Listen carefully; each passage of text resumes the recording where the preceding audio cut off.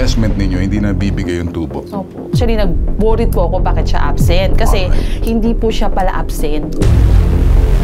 Sinikap ng bitag makuha ang panig ni Bernardita Watan, subalit tanging asawa niya lang ang sumagot sa telepono ay hindi raw sila sasagot sa bitag, subalit handa raw sila i-surrender ang kanyang misis pag nagkaroon na ng warrant. Nagkukwento ko sa iyo kung paano ko pinaghirapan yan para sa pamilya ko. Nagtiwala ako sa iyo. Tinuring kitang kaibigan. Bakit mo ako niloko? Kinigaris mo pa yung iba dito na mangutang. Bernardita Watan, I like you to listen carefully, listen good, stick this to your head. Harapin mo sila, magpaliwanag ka. You still have time to talk to them. If not, tutulong kami para masampahan ka ng kaso. Lumapit po kami sa bitag upang ireklamo ang aming kasamahan, teacher din, Bernardita, si Watan, dahil po sa pagloloko po sa amin. Sa pagsasabi niya po na meron siyang rice investment, in-encourage niya po kami mag-top up at katumbas nun may tubo, although hindi naman po siya pumapalya doon. Dahil po sa namimilit po siya sa pag-i-encourage talaga sa amin sa pag-i-invest. Naengganyo po kami dahil din siyempre sino ba naman po ang hindi matutuwa dahil kasi siyempre po for additional ano rin po namin yon, karagdagang source of income din po sa amin. Pag nagtapa po kayo ng 13K, may matatanggap po na 1K every month. Po na may isa po kaming kasama na nag-invest na worth 6 million. Last week po, wala na po siya. Di na po siya nagpaparamdam. Nag-alala na po talaga kung bakit siya ma-absent. You need to investigate further, okay? Sa mundo, ang daming manloloko. Di ba? You get it? Alright, can you do this? Okay, handle the stats, okay? Okay, didiretsuhin na natin. Ang reklamo nyo ngayon ay yung guro na kasamahan ninyo hindi na pumapasok. Yes. And nowhere to be found na. Ang problema dito, yung investment ninyo hindi na bibigay yung tubo. Opo. Kailan pa na hindi na ibigay yung tubo sa inyo? Sa akin po, supposedly April 15, makaka-receive na po ako. Karoon po ng face-to-face classes. Absent po siya. Alright. So, nag-PM naman po ako sa kanya. Actually, nag-worried po ako bakit siya absent. Kasi hindi po siya pala absent. Okay. Doon pa lang sign na yun, parang umiiwas. Okay? So, the same thing sa inyo, ma'am? Hindi po ako teacher, bali outside po ako sa kanila. Bali, nakilala ko po si Ma'am Burns through Ma'am Glyza na co-teacher po nila kasi dati ko po siyang kapitbahay. Kapitbahay Tapos, niya. nag-start po yung transaction namin is, una, kay Ma'am Glyza po siya nagsasabi ng GCash, ganyan po. Pero after po nung mga medyo matagal na, direkta na po siya sa akin. Okay. So sa iyo, wala kang natatanggap. Ilang buwan ka na tinataguan? Ano po sir, yung nag-start po yung transaction namin is May 2022. May natatanggap naman po ako sir. Pinakahuli? Pinakahuli po is parang month po ng April. Doon na rin po ako inabahan nung ma-absent na po siya. umiiwas na sa iyo sa April? Yes po sir. Okay. Kayo naman, design. Kasi ako, gusto ko lang makita yung the bottom line. Na nagtatago na siya. You don't need to tell me the whole story. That's the reason why you're here. Yes, yes. Ang sa akin lamang dito, at makita ko yung pattern, merong sinasabing flight is guilt. Kapag umiiwas ka, may guilty ka, may ginagawa ka, or may nagawa ka, hindi not all the time, ano? So, kayo naman, miss, the same thing. Yes po, sir. Sa amin po, ang pinaka-last niya is March po. Alright, so March. Niya. Opo, okay, March. ganun. And then sa iyo naman, Ang last natanggap ko po ay March pala. March. Tapos pagka-April po, wala na. wala na kayo. Okay, sige. Susunod, kayo naman, kay pinakahuling na dapat natanggap ninyo yung sinasabing okay. pangako niya. March po, sir. Then March. meron din po siyang backlog. And April 18, sir, actually nagkita pa po kami, sir. At nagbigay po ulit ako ng 143,000, sir. Wow. I asked her, sir, kung ma'am, okay pa ba ang bigasan Ang sabi? natin? And she said yes. Walang problema doon. Okay, sige. So, nagmimintis na siya. Kayo naman? Nagkaroon din po kami ng transaction tungkol sa bigasan. Pinakahuli mo na hindi ka na binayaran? April po. April. Oh, itong buwan na to? Yes. Magme-May na tayo. Kayo naman? Same din, sir. April din po. Kayo naman? Yes, sir. Same din. Okay. So the bottom line, hindi na siya makabayad. Ano bang sinasabi niya ang dahilan? Gusto ko lang makita kung pare-pareho o magkaiba-iba kayo kasi parang each one of you are treated a different investor, different yung tubo ninyo. Bakit di siya makabayad? kumukuha siya ng pera. Hindi niyo ba kayo nagtatanong, saan mo gagamitin yung pera? Paano mo kinukuha yung pera namin? Sir, kasi po, pag kumukuha siya sa amin ng pera, ang sinasabi niya po, order po ng bigas ng mga tindera po sa palengke. Yes. Tapos ang sabi niya, sir, pag nadidelayed naman siya, sir, hindi lahat ng tindera kasi on time magbigay ng payment. Yun po yung dahilan niya po sa akin. Hindi siya pwedeng mag-isa rito. May grupo siya. May mga kasama siya. Hindi ako maniniwala mag-isa siya sa dami ninyo. Ilang kayo lahat? 40 kayo. I'm sure marami pang magre-reklamo rito sa sobrang dami. Diyan lang sa school district ninyo. Paano pag sa ibang school district, baka hindi pa lumulutang? So maniniwala ako may mga level to eh. Sa ibaba niya kayo. Siya magbibigay sa inyo. Naghikayat ba kayo ng mga kapareho din dito para pumunta sa inyo, tapos kayong bahala, the same thing, or ano lang kayo? Parang bigay lang kayo ng bigay, tapos pautang, tapos bibigyan niya kayo. Parang papautang pa kayo? Hindi, kaya ako tinitingnan dito kasi bigas this is modus. Ito, sinikap ng bitag makuha ang panig ni Bernardita Watan, subalit tanging asawa niya lang ang sumagot sa telepono. Ayon sa asawa, nagkaroon raw sila ng pag-uusap sa pagitan ng mga guro. Tama? At si Bernardita sa barangay. Hindi raw sila sasagot sa bitag, subalit handa raw sila i-surrender ang kanyang misis pag nagkaroon na ng warrant. Get niyo? Ang ibig niya sabihin, ang mister niya, hinahamon niya, magdemanda kayo. Pag nagdemanda kayo, mag-file kayo ng kaso sa akin. Pag nag-file kayo ng kaso sa akin, either may makita ang fiscal and probable cause na iakyat sa hukuman. Pagdating sa hukuman, magbibigay ang judge ng sinasabing warrant of arrest.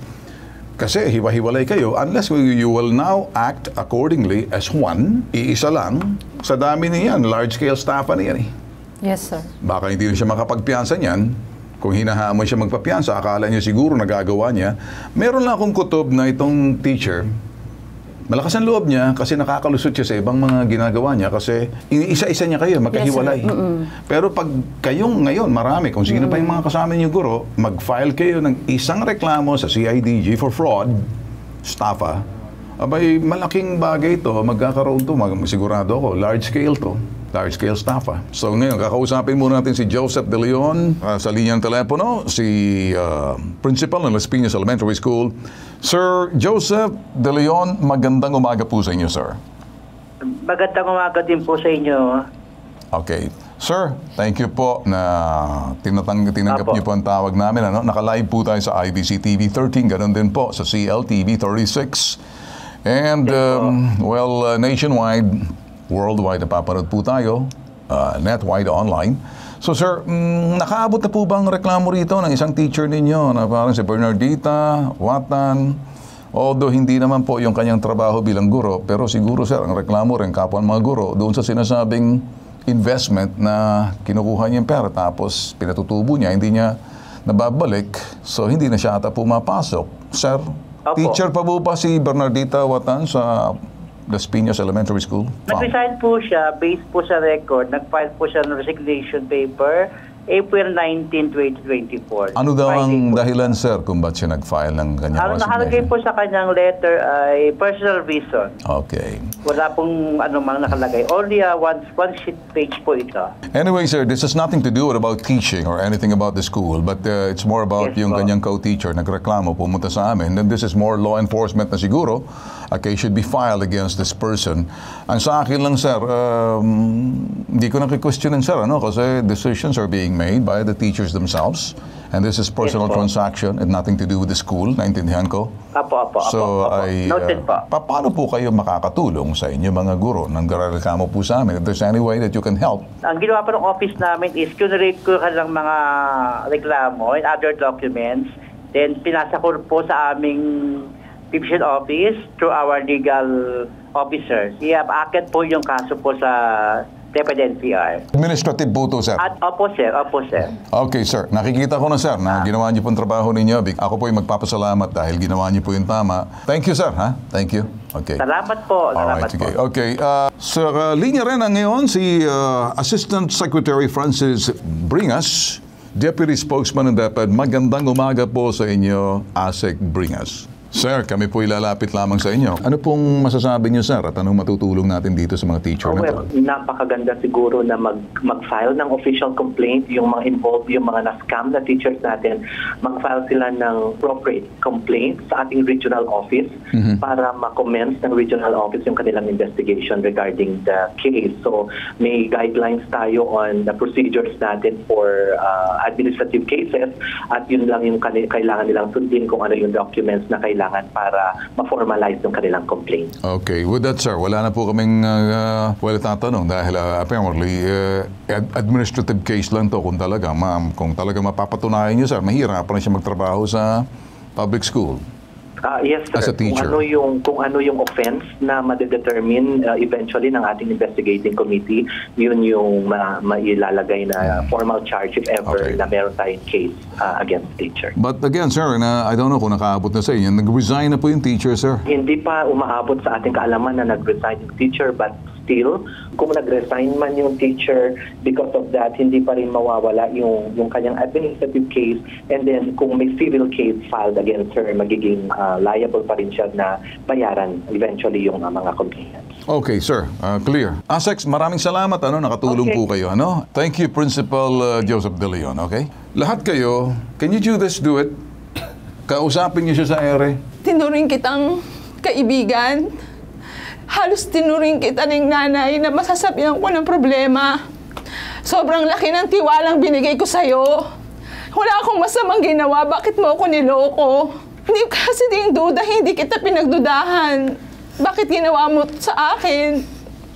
Alam mo kung saan ko dadalhin yung pera. Ngayon iniisip ko tuloy kung saan ako kukuha ng pera.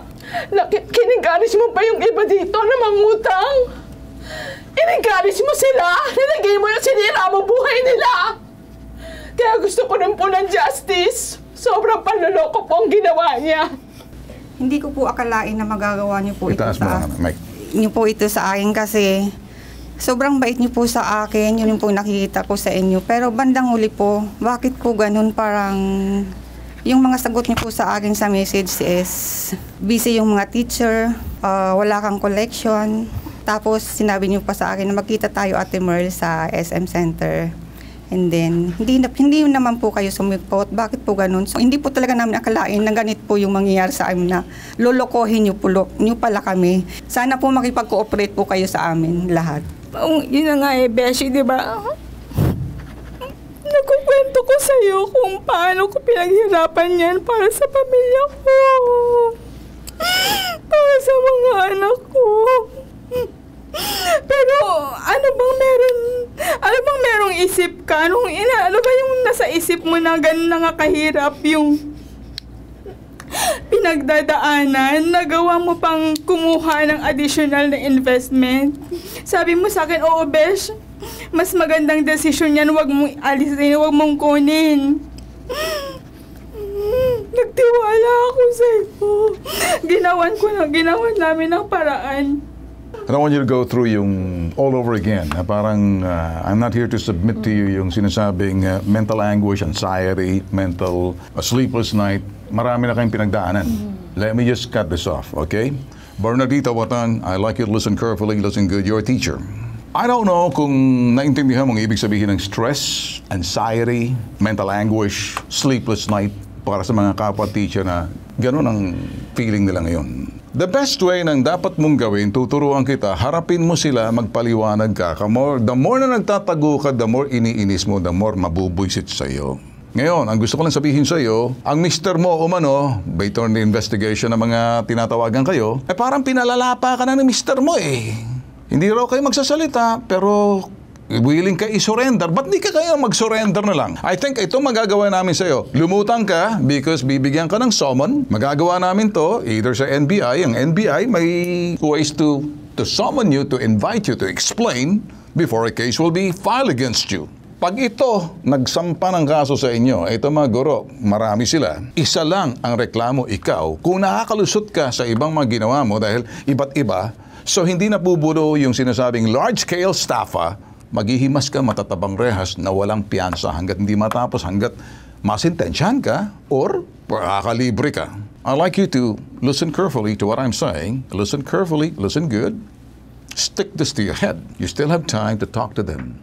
Di tama tong ginawa mo. Baka kasi nalilito ka. If, for example, you're willing to talk to me, I'll give you an advice on how to. Hindi dahil poprotektahan kita to go about it. Huwag na natin i-ere. My line's open. If not, tutulong kami para masampahan ka ng kaso. Ito ang gagawin natin. Mag-uusap na lang tayo sa baba. Kasi we will help you kung paano natin Okay? Huwag na muna kayo maging emotional. Kasi pag naging emotional na kayo, parang nakakasakit ng dibdib.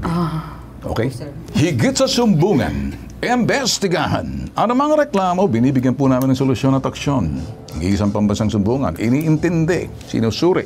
Maghahanap po ng sinasabing the bottom line solution, binibigyan po ng choice yung mga taong nagtatago, inaakusahan, although hindi pa kayo guilty hanggat hindi na patunayan sa hukuman, na lumutang ayusin nyo. Hindi po kami naguhusga. Iba po ang tatak po namin. Tulong at serbisyo. Tatak Bitag.